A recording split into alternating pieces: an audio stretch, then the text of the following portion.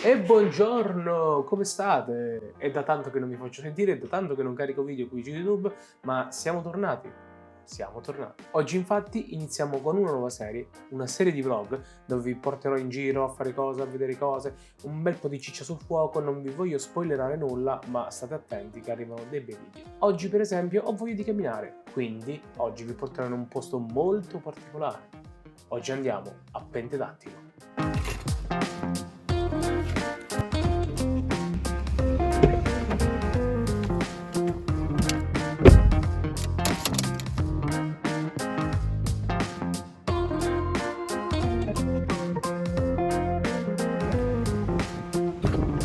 Pentedattilo è una frazione di Meledo Portosalvo in provincia di Reggio Calabria.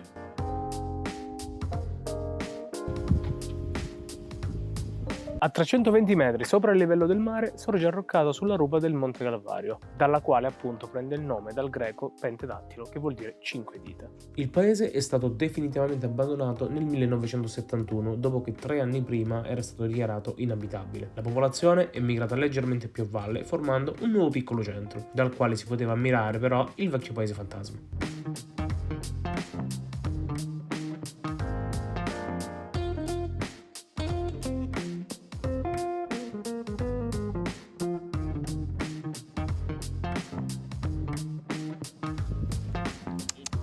Ciao!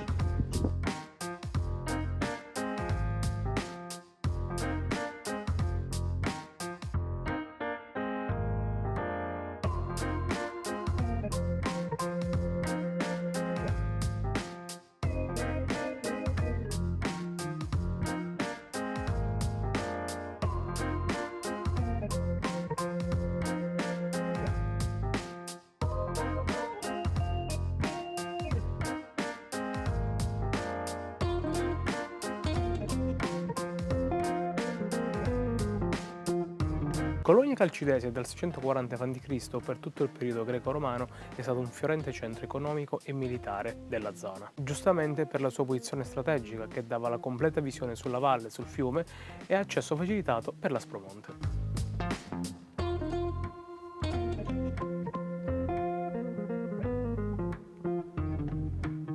Con la dominazione bizantina però il paese subì un grande tracollo per via dei grandi saccheggi, prima da parte dei Saraceni, poi anche da parte del Duca di Calabria.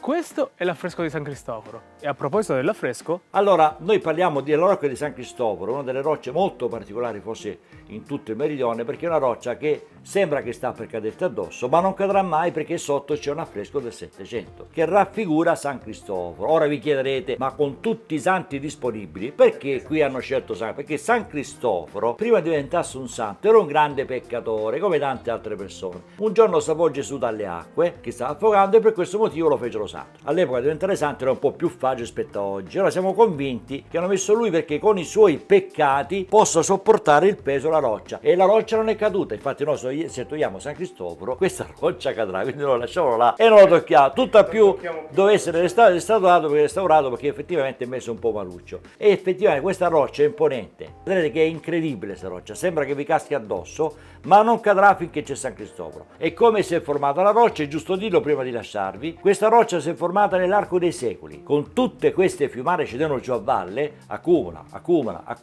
alla fine si formano le 5 dita, per questo viene chiamata pentedattilo. grazie mille. A voi, ciao!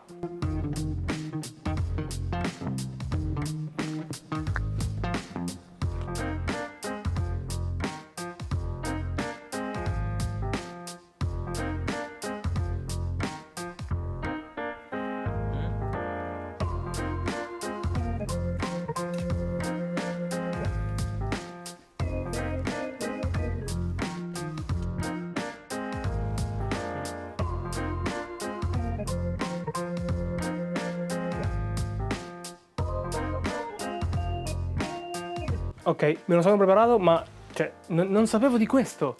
Questo non lo sapevo. Escher, sapete chi è Escher? Maurits Cornelis Escher è stato un incisore e grafico olandese. E giustamente io, avendo studiato grafica, non potevo che essere super gasato quando ho visto quell'insegna. Comunque, torniamo a noi.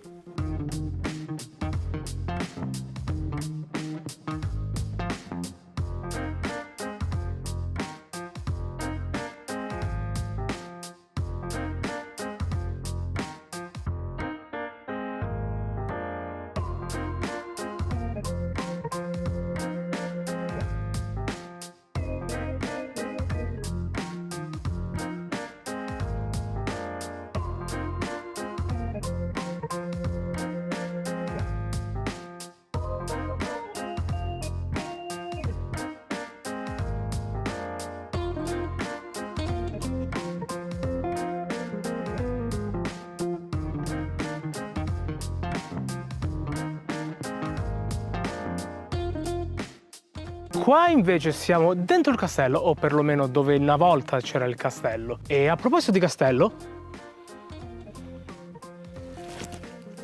non è tuttora quel che luccica. Infatti, Pentedattilo è stato teatro di una grande tragedia nel XVII secolo, la strage degli Alberti, riportata alla luce dal romanzo di Andrea Cantatori, La tragedia di Pentedattilo. Se volete recuperare il romanzo, ve lo lascio giù in descrizione.